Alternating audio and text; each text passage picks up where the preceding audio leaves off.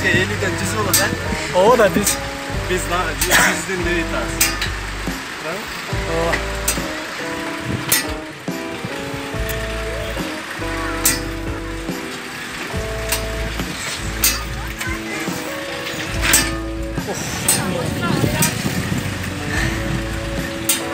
Allah razı olsun. Geldik mi?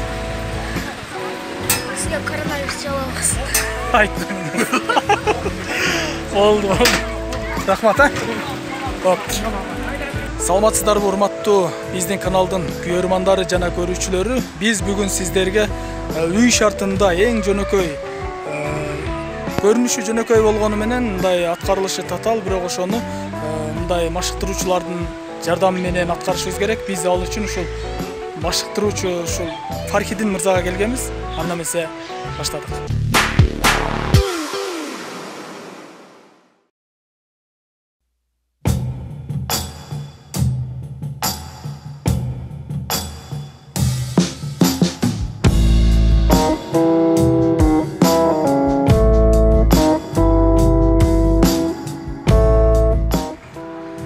Саламатсызбы, Фархидин мырза?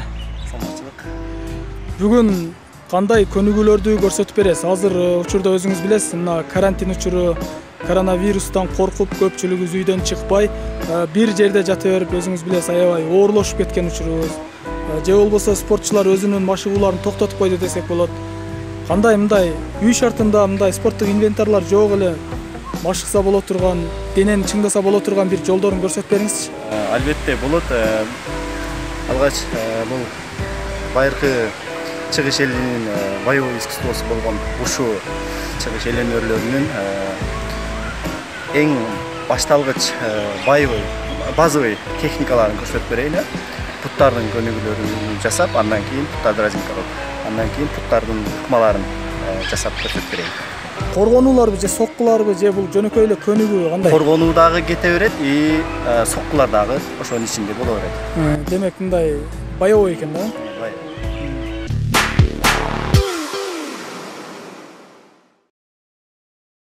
Зинменгун деп аталган боевой техникалардын ыкмаларын көрсөтүп берем. Зинменгун, а? Зинменгун. Адегенде баштайлы puttарды разимка кылып, адатынча эле puttарды жакшы чоюп алышыбыз керек, анткени тарамыштар жакшы чоюлуп калбаш үчүн. Бул көнүгүү бат кыймылдагандыктан puттун тамырлары, тарамыштары чоюлуп калбаш үчүн биз puttарга дегенде разимка жасап алышыбыз керек. Көнүгүү жасап алабыз.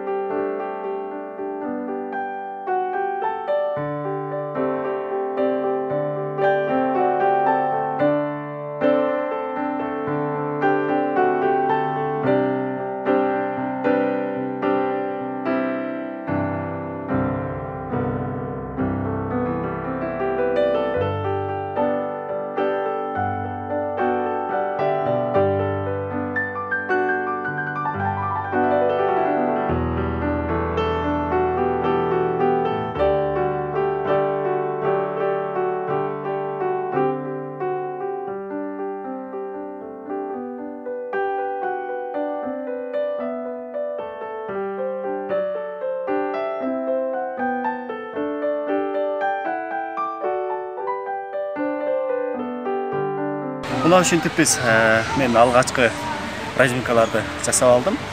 Эми биз зинменгундун башталгыч көнүгүүлөрүн жасап көрсөтө берем. Азыр биз жасалуучу биринчи көнүгүү ыкма. Бул бутту колдорду бул жака сунуп туруп, бут менен тепкенде буттун кызыл ашыктан буттун учу өзүбүзгө тартылып, эки каштын ортосуна тебишибиз керек да. Азыр ошону аткарабыз.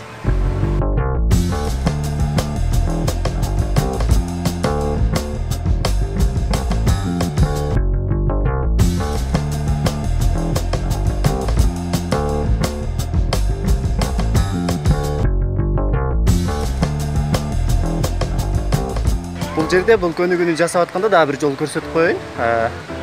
Арткы буттун тарамыштары биз жана жогоруда жасабадык беле. Буттардын разимкасын. Ошон үчүн чоёбуз. Резко жасалган учурда буттун арткы тарамыштары, тамырлары чоюлуп калбаш үчүн жакшы разимка кылып алышыбыз керек.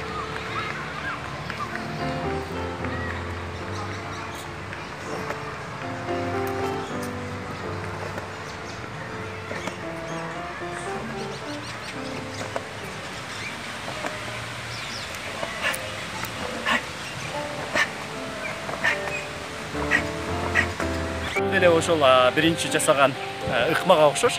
Бул жасап атканда бутубуз бул жактан айланыш керек. Бул жактан айланып келип, анан алаканыбызга беттин тушунан өтүш керек. А бул жактан же бул жактан ылдыйдан өтпөш керек.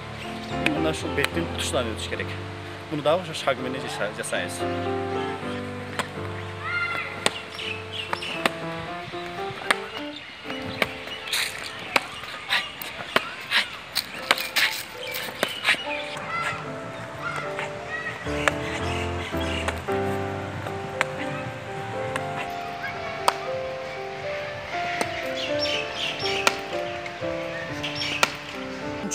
Ыкма путубузду жана экинчисинде ичкери айландырган болсок, ал эми сыртка айландырып тебишибиз керек. Бул дагы баштан бийик, же болбосо мурундун бийиктигинен, жээктин бийиктигинен ылдый түшпөш керек.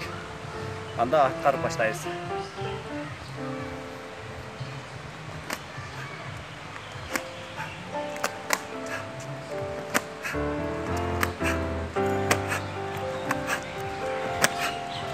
Бул эми кийинки жасалчу ыкмабыз, мындай капталдан тебиз. Ушундай жерден алабыз.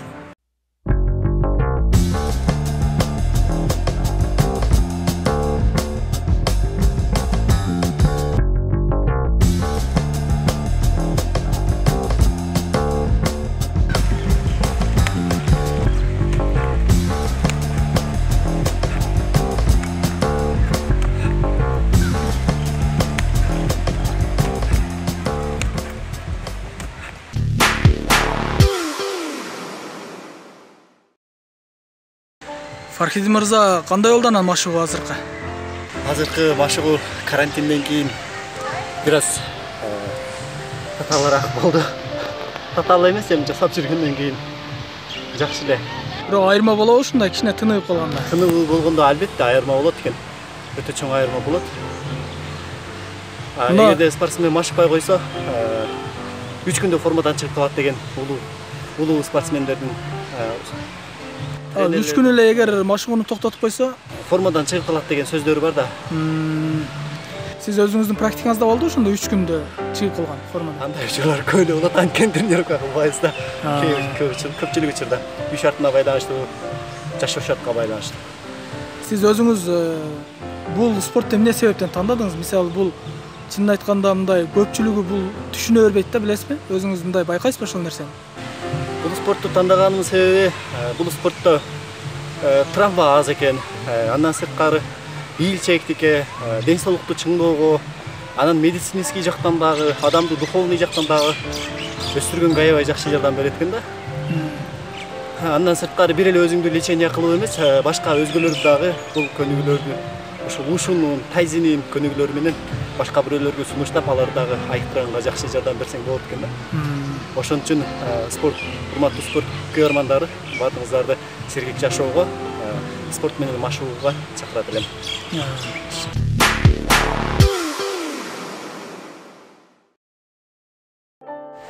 Мынакей урматтуу биздин көрөрмандар, биз ушинтип ар дайым жаш спортчуларга, көбүнчө жумушта кыймылдабай отургандарга ушинтип өзүбүздүн ушул мыкты машыктыруучулар менен биргеликте кеңеш берип турмакчыбыз. Фархидин мырза, келип турасыздар биздин каналга? Ооба, буюрса келип турабыз. Жолугушканча.